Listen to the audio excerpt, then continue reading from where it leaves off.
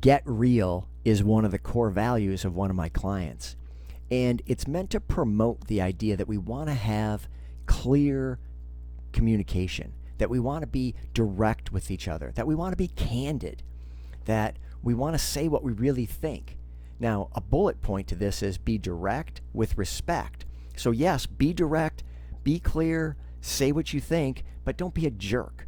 You don't need to say things like, well, if you guys knew what you were doing, you would, or obviously what we should be doing here is, or anything like that. Just put your perspective out there. See, your perspective is critical because it's different than everyone else's. So in any kind of meeting, whether that's online or in person, you want to make sure that the right people are there that round out all the perspectives of an issue. If it's a manufacturing company, for instance, you might have a production problem. Well, you'll want production in the room for sure, but also quality and engineering and probably sales. Because everybody's thinking about it differently. Everybody sees different aspects of it. And you want to get that all on the table so you can get to the right conclusion. So if somebody's not there, well, then something's missing. Or if somebody is there, but they're unwilling to put forth their views, well, then something's going to be missing. We're not going to make as good a decision as we could have if we don't have all the information. So make sure that you're being direct and getting it on the table.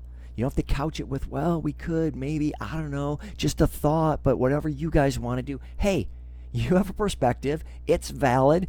Get it out there. Be clear. So be candid and transparent, but also direct with respect.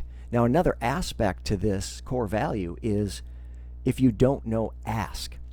See, nobody's a mind reader. I don't know what you don't know.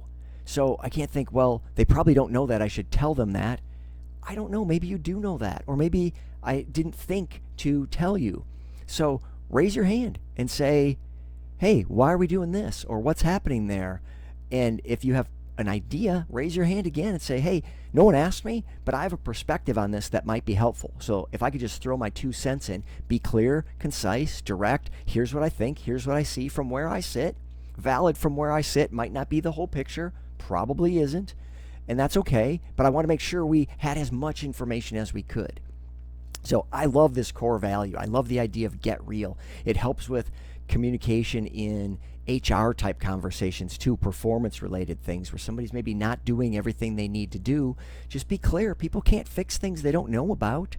You can't go, well, I mean, your numbers were kind of okay, and I know it's hard, but, I'd hate to see things, just, if you could just make them, stop.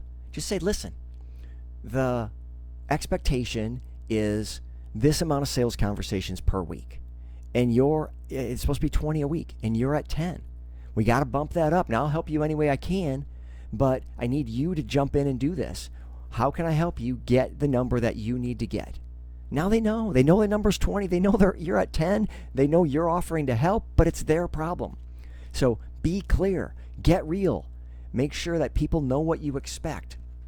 And if you're not sure what someone else expects, well, ask. They're not a mind reader. They might think you know. Everybody thinks we're really good communicators, and often we're not. So make sure that you're raising your hand to get in there.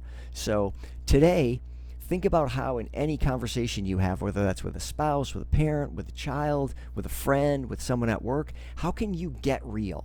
And just make sure that you're direct with respect.